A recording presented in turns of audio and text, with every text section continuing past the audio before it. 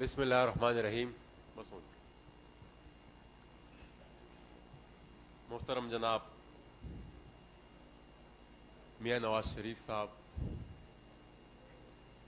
محترم جناب آصف علی زرداری صاحب، اس کانفرنس میں شریک مختلف سیاسی پارٹیوں کے قائدین،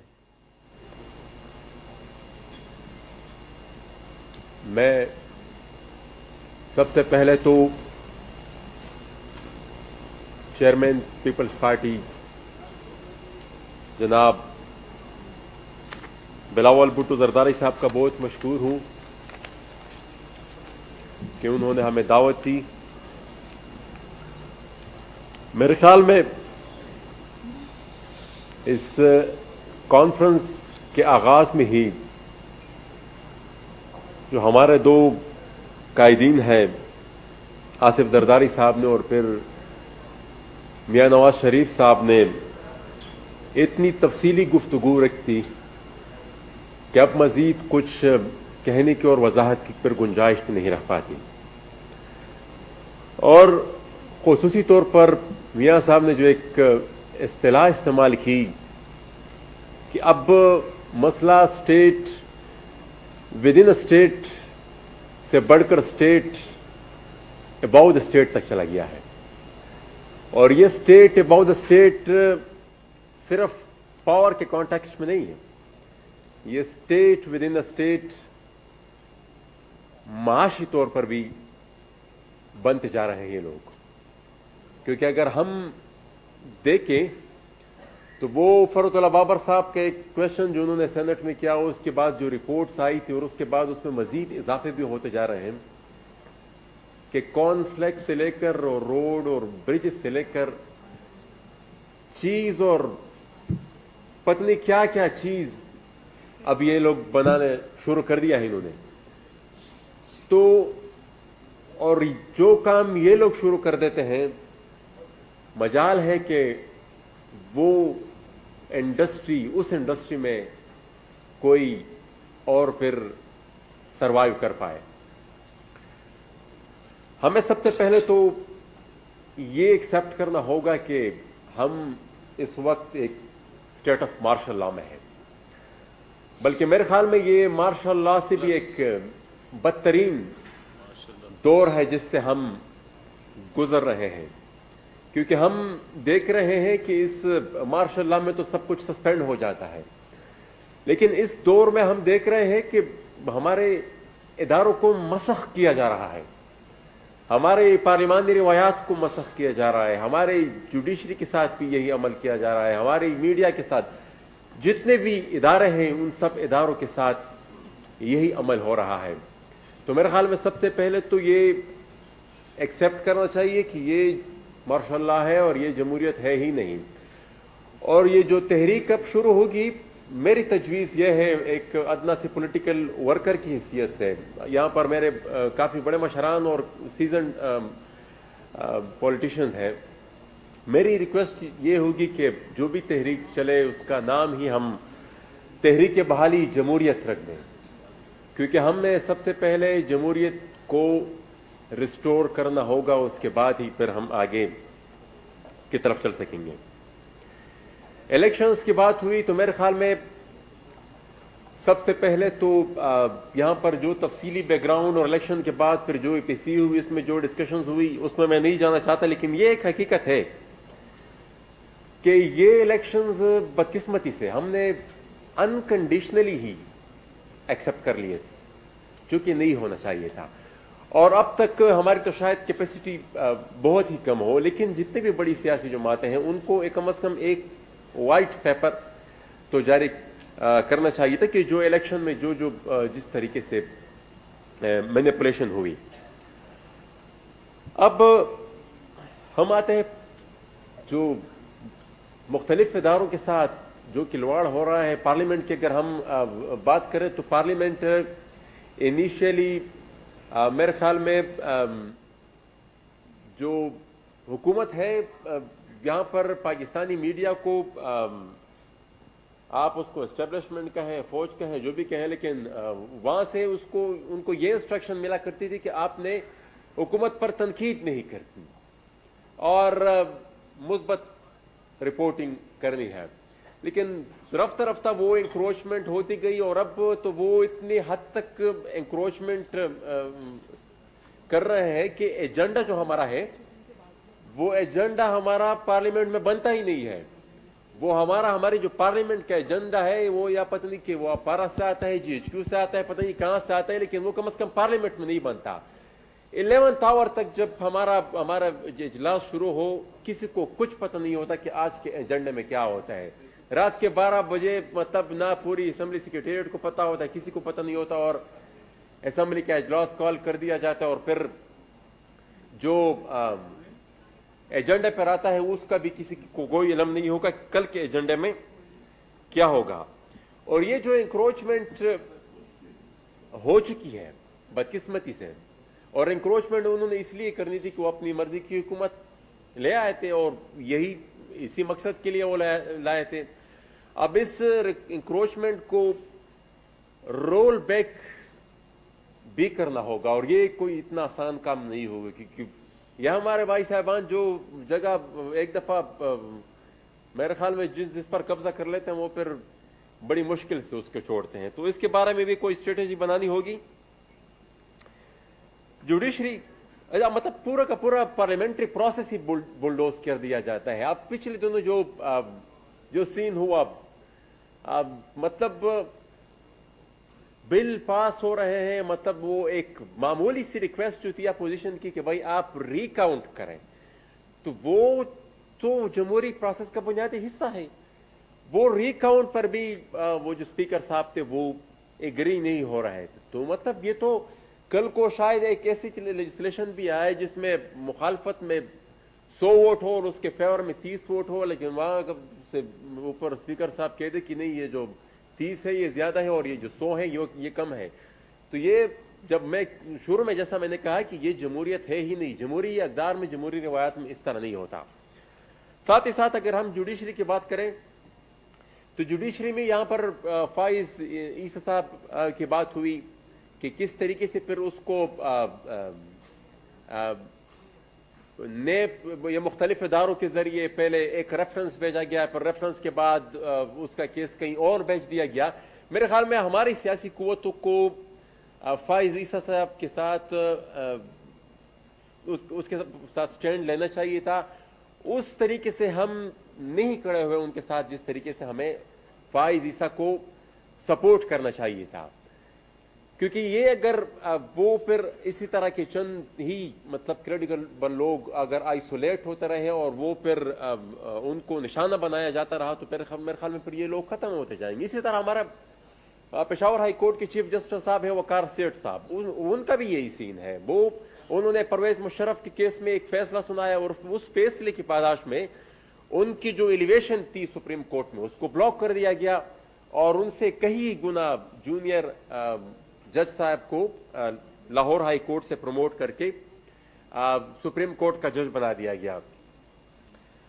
اچھا، میڈیا کی جب ہم بات کریں تو میڈیا پر بھی میرے خیال میں وہ پی ٹی وی کا زمانہ جب تھا شاید اس سے بھی ہم ایک بدترین دور سے اب گزر رہے ہیں، کیونکہ جو سینئر اینکر جو سوالات اٹھاتے ہیں ان کو نوکری سے فارغ کر دیا جاتا ہے. جو صحافی حضرات سوشل میڈیا کا استعمال کرتے ہیں ان کو بھی مطلب پہلے یہ طریقہ واردات ہوا کرتی تھی کہ ان کو نوکری سے نکال دیا جاتا تھا. اس کے بعد اب ایک دوسری طریقہ واردات ہے کہ ان کے اوپر ان کو اٹھا لیا جاتا ہے، جس طرح کہ مطیع اللہ جان صاحب کے کیس میں تھا، اور یا ان پر سیڈیشن کے کیسز بنائے جاتے ہیں جس طرح کہ ابصار عالم صاحب کے کیس میں تھا یا ستور کے کیس میں تھا. اور ساتھ ہی ساتھ ہماری خواتین جو جرنلسٹ ہیں ان کو انتہائی ہی نامناسب سوشل میڈیا کمپینز چلائی جاتی ہیں، ان کو بھی ہراسمنٹ کا سامنا کرنا پڑتا. اور پچھلی دنوں ہماری ہیومن رائٹس کمیٹی میں جو چیئرمین صاحب بھی اس کو چیئر کر رہے تھے، تو وہ اس میں جتنے بھی تقریباً ہماری خواتین جرنلسٹ آئی انہوں نے سب نے تقریباً میجورٹی کا اوپینین ہی یہی تھا کہ یہ میجورٹی یہ جو لوگ یہ جو ابیوزرز ہیں ان کا تعلق حکمران جماعت سے ہے. اور حکمران جماعت اور یہ جو ایک دوسرا ادارہ یہ آئی ایس پی آر ہے، یہ تقریباً ملی بھگت سے ہی اکثر کام کرتے رہتے ہیں. وہ اگر کسی کی ٹرولنگ کرنی ہو، کسی کے خلاف کمپین چلانا ہو تو وہ اس میں ان کا ایک الائنس قسم کا بھی موجود ہے. اچھا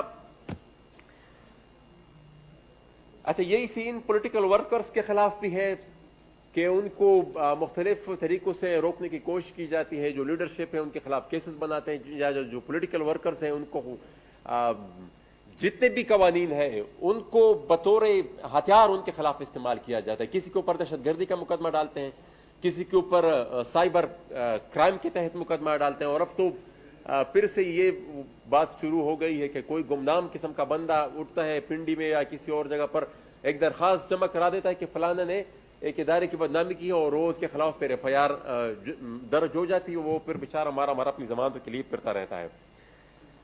اچھا جیسا اگر ایک طرف ملک اپنے بدترین معاشی صورتحال سے گزر رہا ہے تو دوسری طرف انسانی حقوق کا بھی یہی حال ہے. میرے خیال میں انسانی حقوق کے لحاظ سے بھی ملک بدترین دور سے گزر رہا ہے. انفورس ڈس اپیرنسز ابھی تک جاری ہے، لوگ غائب ہو رہے ہیں. اور جس طرح پاکستان کے بننے سے پہلے انگریزوں نے ہمیں آئسولیٹ رکھا اور اسپیشل لاس کے تحت ہمیں وہ ٹریٹ کرتے رہے، وہی سسٹم ابھی تک جاری ہے. ہم یہاں پر رونا روتے ہیں کشمیر کا کہ 5 اگست 2019 کو ہم وہاں پر ہندوستان میں مودی نے زیادتی کر کے کشمیر کو زبردستی ہندوستان میں ضم کر دیا. اب اسی 5 اگست 2019 کو ہمارے صوبے میں جو ایک قانون صرف سابقہ فاٹا اور پاٹا تک محدود تھا، action in aid of civil power, اب وہاں پر ہندوستان وہ کام کر رہا ہے. یہاں پر ہمارے صوبے کے گورنر صاحب نے وہ جو قانون صرف فاٹا اور پاٹا تک محدود تھا وہ پورے صوبے میں لاگو کر دیا. اب وہ بنیادی انسانی حقوق کے ہی خلاف ہے. اور ہم آواز اٹھا رہے تھے، مطلب یہاں پر اپنے جو آئینی اور قانونی حقوق کی بات کر رہے تھے، اور یہاں پر دعوے ہوئے کہ بھئی ہم نے فاٹا کو خیبر پختونخوا میں مرج کر دیا ہے. جناب فاٹا کو خیبر پختونخوا میں نہیں، خیبر پختونخوا کو فاٹا میں مرج کر دیا گیا ہے، کیونکہ جو لا اسپیسیفک تھے اس علاقے کے لیے وہ پورے صوبے میں اس کو پھیلا دیا گیا. اچھا پھر اس قانون کو اسٹرائک ڈاؤن کیا تھا پشاور ہائی کورٹ نے، اس کو مطلب ultra vires of the constitution declare کر دیا کہ یہ بنیادی انسانی حقوق کے خلاف. اور اس ججمنٹ میں یہاں تک وہ چیف جسٹس صاحب نے کہہ دیا گیا کہ ان علاقوں کے لوگوں کے ساتھ تو ایسا رویہ رکھا گیا ہے جیسا کوئی اپنے دشمن کے ساتھ رکھتا ہو. اچھا پھر اس کے بعد وہ گورنمنٹ وہ پھر اسٹیٹ سپریم کورٹ چلے گئی. سپریم کورٹ میں وہ پھر اسٹے ہوا. پھر وہ جب میرے خیال میں کوسا صاحب اس بینچ کو ہیڈ کر رہے تھے، لیکن پھر وہ ان کے جانے کے ساتھ جب وہ بینچ ٹوٹ گیا تو وہ بھی ابھی تک کڈے لائن پڑا. تو اب ہمیں یہ نہیں معلوم کہ یہ کون سا قانون ہے وہاں پر، مطلب ایک لیگل ویکیوم کی سچویشن ہے. اور ہمیں یہ نہیں پتا کہ مطلب اگر action of aid of civil power موجود ہے نہیں موجود، اگر نہیں موجود تو وہاں پر یہ انٹرمنٹ سینٹرز کس قانون کے تحت. اور یہ جو ان انٹرمنٹ سینٹرز میں وہ لوگ جو 8-8 10-10 سال سے بغیر کسی کورٹ کو فیس کیے، بغیر کسی پروسیکیوشن کو فیس کیے وہاں پر پڑے ہوئے ہیں، یہ کس قانون کے تحت ہے. اچھا سملر سچویشن بلوچستان کی بھی ہے. بلوچستان بھی ابھی تک جس طرح کہ فاٹا ایک نو گو ایریا ہے، سابقہ فاٹا ابھی تک ایک نو گو ایریا ہے. وہاں پر جب جتنے بھی مرج ڈسٹرکٹ میں کہوں گا اس پر وہاں پر ٹارگٹ کلنگز ہو رہی ہیں، وہاں پر کسٹوڈیل کلنگز بھی ہو رہی ہیں، اور ایک نہیں بار ہو رہی ہے. 2 دن پہلے ہی ہمارے شمالی وزیرستان میں ایک علاقے میں ایک واقعہ ایک آئی ڈی بلاسٹ ہوا تھا. اور اس آئی ڈی بلاسٹ کے بعد پھر وہ لوگ کو کلیکٹیو پنشمنٹ کا نشانہ ابھی تک بناتے ہیں. ایف سی آر چلا گیا لیکن وہ کلیکٹیو پنشمنٹ جو کسی زمانے ابھی تک اور وہ اتنا بروٹل ہے کہ ایک آئی ڈی اٹیک جو سیکیورٹی ایجنسیز کی اپنی نیگلیجنس کی وجہ سے ہوا، کیوں کر ہوا، کہاں سے لوگ آئے، کس طرح انہوں نے یہ چیز پلانٹ کی، یہ سیکیورٹی اداروں کی ریسپانسبلٹی ہے. جب وہ اس میں فیل ہوتے ہیں تو اس کی سزا وہ عام عوام کو دیتے ہیں. وہ گھروں کے اندر داخل ہوتے ہیں، خواتین پر، مردوں پر، بچوں پر تشدد کرتے ہیں.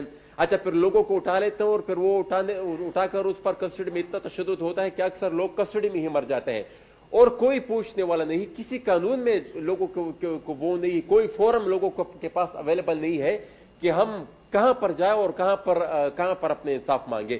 تو یہ ایک اتنی خطرناک قسم کی سچویشن ہے کہ اگر ادارے نہ ہو تو پھر ظاہری اور ادارے جہاں پر مثال ریاستی ادارے قانون اپنے ہاتھ میں لے اور مارا ہوا ہے قانون وہ اس طرح کی کارروائیاں کرے تو پھر تو ظاہری بات ہے پھر کل شاید عوام بھی ریئیکشن میں پھر یہی کرے. تو پھر اگر کانسٹیٹیوشن جس طرح کے یہاں پر مجھ سے پہلے بات ہوئی کہ یہ کانسٹیٹیوشن ایک ڈاکومنٹ ہے جو جوڑتا ہے عوام کو اور ریاست کو آپس میں، تو جب ریاست اس ڈاکومنٹ کو فالو نہیں کرے گی تو ظاہر بات ہے پھر ریئیکشن میں عوام. تو یہ ایک خطرناک سچویشن کی طرف ہم جا رہے ہیں اور اگر اس کا ابھی تک ہم نے روک تھام نہیں کی تو میرے خیال میں we will lead toward an irreparable loss. Same situation Balochistan کی ہے، وہاں پر بھی اسی طرح ایکسٹرا جوڈیشل کلنگز ہو رہی ہے. حیات بلوچ کے کیس میں جب بہت زیادہ شور ہوا، بہت زیادہ وہ اس والدہ کی اپنے اس بچے کے ساتھ تصویر ہوا جس نے سب کو رلا دیا، تو اس کے بعد اور سوشل میڈیا پر شور مچا پوری دنیا میں. اس کے بعد پھر وہاں پر IGFC ان کے پاس تعزیت کرنے گئے اور میں یہ بھی یقین سے کہتا ہوں، میں نے پارلیمنٹ کے فلور پہ بھی یہ بات کی تھی کہ اگر IGFC وہاں پر نہ جاتے تو یہ حکومت اس حیات بلوچ کے قتل کو بھی ڈیفینڈ کر رہی ہوتی.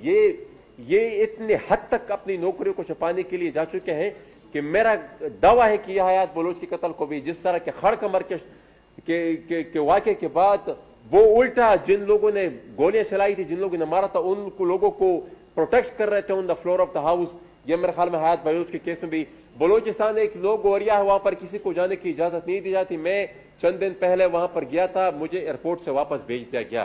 تو یہ اور یہاں پر ہمیں المیہ یہ ہے کہ پوری ریاست ایک چیز پر، یہاں پر نیشنل ایکشن پلان پر پوری پاکستان کی سیاسی قیادت ایگری کر چکی تھی کہ بلوچستان کے مسائل کا سیاسی حل نکالنا ہوگا، لیکن پھر بھی اس کے اوپر عمل نہیں ہو رہا.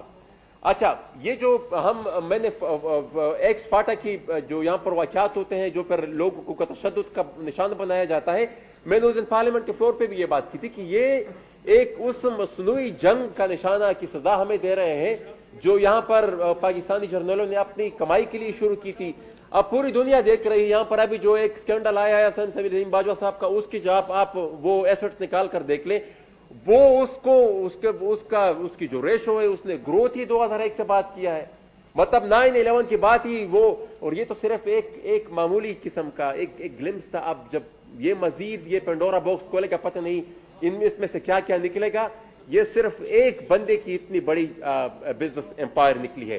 تو اب جب یہ کہتے ہیں کہ وہاں پر جو جنگ تھی وہ ایک مصنوعی جنگ تھی، وہ ڈالرز کی کمائی کی جنگ تھی، تو اس ڈالرز کی جنگ کو روکنے کے لیے بھی پاکستان کی سیاسی قیادت کو یک آواز ہونا پڑے گا. اگر نہیں ہوئے تو میرے خیال میں جتنا خمیازہ ہم نے بھگتا ہے شاید مستقبل میں ہم اس سے بھی زیادہ ہمیں دیکھنے کو ملے.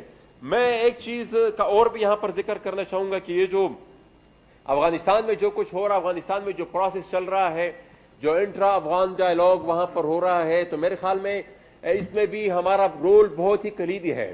لیکن المیہ یہاں پر پھر بھی یہی ہے، جس طرح مجھ سے پیر مشر محمود خان اچکزئی صاحب نے یہ بات کی کہ خلیل زاد آتے ہیں GHQ چلے جاتے ہیں اور واپس پھر نہ ملک کو پتہ ہے نہ پارلیمنٹ. میں نے یہ کویشچن بھی جمع کرایا تھا کہ ذرا فورن منسٹری والے ہمیں بتائیں کہ بھئی وہ یہ کیا کھچڑی پک رہی ہے، ہمارا پھر سے کردار کیا ہے. لیکن کسی کو ابھی تک کچھ علم نہیں ہی. وہ جو ڈیولپمنٹ ہو رہی ہے وہ ہمارے خطے کے لیے انتہائی اہم ہے. اس سے ہم اپنے آپ کو دور نہیں رکھ سکتے. ہمیں جاننا ہوگا اور ہمیں نالج بھی ہونی چاہیے کہ وہاں پر ہماری ریاست کا کردار اس پورے پروسیس میں کیا ہے. کیونکہ ہم جو محسوس کر رہے ہیں وہ یہ ہے کہ فاٹا اور پوری پختونخوا میں مطلب ملیٹنٹس پھر سے ری گروپ ہو رہے ہیں. وہ جو ملیٹنٹ گروپس ہیں وہ پھر سے ری گروپ ہو رہے ہیں اور وہ دل جب ان کا چاہتا ہے جہاں پر وہ اٹیک کر لیتے ہیں. اور وہ میں نے بار بار اس چیز کی طرف نشاندہی بھی کی کہ یہ ایک انتہائی خطرناک عمل ہے. اور خدشہ ہمیں جو ہے وہ یہ ہے کہ ان لوگوں کو پھر سے یہ جو انٹرا افغان ڈائلاگ ہو رہا ہے اس کے نیکسٹ فیز کے لیے شاید ان کو پھر استعمال کیا جائے کہ اگر وہاں پر اس فرنٹ پر ناکامی ہو تو ہم پھر یہاں سے وہی پرانی پالیسی پھر اس کو استعمال کریں. تو کابل پر قبضہ کرنے کی جو پرانی ہماری خواہش رہی ہے وہ خواہش مجھے خدشہ ہے کہ ابھی تک موجود ہے, اور وہ جو چیز ہے میرے خیال میں وہ انتہائی خطرناک ہے. اور یہ جتنی مثلا 70,000 سے زیادہ ہم نے شہادتیں دی ہے وہ اسی انوالومنٹ اور اسی انٹرفیرنس کا نتیجہ ہے. تو میرے خیال میں اس عمل کے روک تھام کے لیے بھی ایک یہاں پر موجود تمام سیاسی قیادت کو سر جوڑ کر کچھ لائحہ عمل بنانا ہوگا. آخر میں یہ کہوں گا کہ چارٹر آف ڈیموکریسی کی جو بات ہوئی مستقبل کے لیے, تو میرے خیال میں ایک تو ہم آگے بڑھنے کے لیے ایک ٹروتھ کمیشن کا بھی مطالبہ کریں, کیونکہ یہ جو ایک دوسرے کو غدار اور جو بھی اپنے حق کی آواز اٹھاتا ہے, جو بھی سچ بولتا ہے, اس پر یہ جو غداری کے ٹپے اسٹیٹا میں لگنے شروع ہو جاتے ہیں, میرے خیال میں اس کے لیے بھی ایک کمیشن بنا دیا جائے. 1947 سے لے کر اب تک جو کچھ بھی ہوا یہاں پر ایک ٹروتھ کمیشن ہو تاکہ اس میں پتہ چلے کہ غدار کون تھا اور اس مٹی کے لیے اور اس دھرتی کے لیے اور سول سپریمیسی کی یا عوام کے حقوق کی بات کس نے کی. تو اس کے لیے ایک ٹروتھ کمیشن کا قیام بھی ہونا چاہیے, اور ساتھ ہی ساتھ جو چارٹر آف ڈیموکریسی ہے اس کی ایک ریوائزڈ ورژن کی بھی ضرورت ہے, کیونکہ بہت زیادہ ڈیولپمنٹس ہوئی. جو راستے پچھلی چارٹر آف ڈیموکریسی میں روکے گئے تھے اس کے بعد اور راستے ڈھونڈ لیے گئے ہیں, اور جو نئے راستے ڈھونڈے گئے ہیں میرے خیال میں ان کو روکنے کی بھی ضرورت ہے. اور اس نئے یہ جو ریوائز ورژن ہے چارٹر آف ڈیموکریسی کے ساتھ, اس کے ساتھ ساتھ اگر ایک کچھ اپنی خود احتسابی کی بھی تھوڑی سی ایک اسٹڈی ہو کہ ایک انٹروسپیکٹو انالیسس اس طرح ہو کہ جو پرانا جس وقت سے یہ چارٹر آف ڈیموکریسی سائن ہوا تھا اس وقت سے لے کر اب تک ہم نے کیا کوتاہیاں کی ہیں, ہم سے کیا غلطی ہوئی ہے, ان غلطیوں کو بھی ریکارڈ پر لانا ہوگا. اور آج ہماری تو چونکہ جو بھی ہمارے یہاں پر جو بڑی سیاسی پارٹیاں ہیں, ہماری جو قائدین جو بھی فیصلہ کریں ہم تو, لیکن میں یہ ایک بات کہوں گا کہ فیصلہ ایسا ہونا چاہیے, ایک ایگریسو سٹیپ ہونا چاہیے, کیونکہ عوام میرے خیال میں کافی آگے بڑھ چکی ہے اور سیاسی قیادت میرے خیال میں ابھی بھی کافی پیچھے ہے. پھر ایسا نہ ہو کہ ہم پیچھے ہی رہ جائے اور ہماری عوام بہت ہی آگے بڑھ جائے. تو وہ پبلک جو سینٹیمنٹس ہے اس کو ایڈریس کرنے کے لیے کوئی ایگریسو لائحہ عمل آج ضروری ہے. اور میرے خیال میں جتنے بھی لوگ ہیں, چاہے لائرز ہیں, چاہے سول سوسائٹی, چاہے اسٹوڈنٹس ہیں, جو بھی ہے میرے خیال میں وہ سب تیار ہے اس پورے عمل کے لیے, کیونکہ وہ بھی اسی معاشرے کا اور اسی ملک کے حصہ ہے اور وہ سب کچھ فیل بھی کرتے ہیں. میں فیض صاحب کے چند اشعار کے ساتھ اجازت چاہوں گا کہ یوں عرض و طلب سے کب اے دل پتھر دل پانی ہوتے ہیں, تم لاکھ وفا کی خو ڈالو کب خوئے ستمگر جاتی ہے. اس جاں کے ضیاء کے ہم کو بھی تشویش ہے لیکن کیا کیجئے, ہر راہ جو ادھر کو جاتی ہے مقتل سے گزر کر جاتی ہے. بہت شکریہ جی.